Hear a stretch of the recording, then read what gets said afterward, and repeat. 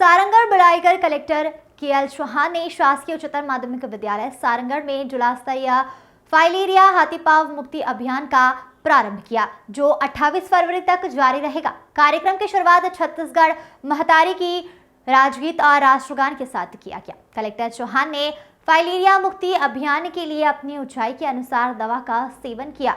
वहीं पर इसके बाद स्कूली बच्चों ने भी दवा का सेवन किया। यह दवा नाश्ता या खाना के बाद ही करनी है और किसी भी परिस्थिति में इसे खाली पेट या 1 साल में 2 बार नहीं खाना है। स्कूल, कॉलेज सहित अन्य जिनको उनकी संस्था में यह दवाई खिलाई जाती है, वो सभी घर में यह दवा वितरण हो तो दोबारा नहीं खाए। इस अवसर पर कलेक्टर श्री चौहान ने जिले के सभी नागरिकों को फाइलेरिया की दवा खाने के लिए अपील की। CMHO डॉक्टर FR नराला ने बताया कि यह हाथीपांव की बीमारी एक मच्छर के काटने से होती है और बीमारी का इलाज नहीं है। इस अवसर पर BMO RL सिदार, वरिष्ठ पत्रकार श्री अब्बास अली, DPM NL इजारदार उपस्थित रहे। Bureau report.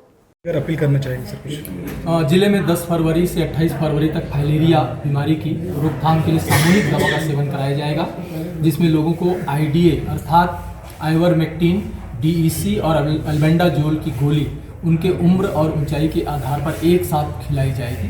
अभियान के प्रथम चरण में 6 दिन 10 से 15 फरवरी तक आंगनबाड़ी केंद्रों एवं सार्वजनिक स्थलों पर बूथ लगाकर 16 से 14 फरवरी तक ड्रग एडमिनिस्ट्रेटर द्वारा घर घर भ्रमण कर और अंत में छूटे हुए लोगों को 26 से 28 फरवरी तक मॉपअप राउंड चलाकर दवा खिलाई जाएगी।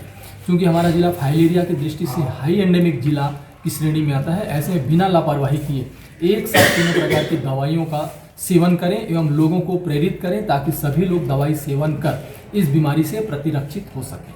Thank you sir, thank you.